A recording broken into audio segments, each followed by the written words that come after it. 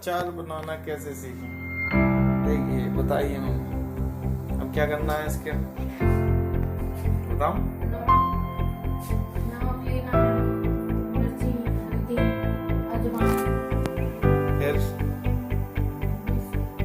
फिर इसका मसाला बना के मिक्स करना। तो ये थी नींबू का अचार बनाने की शानदार ट्रिक।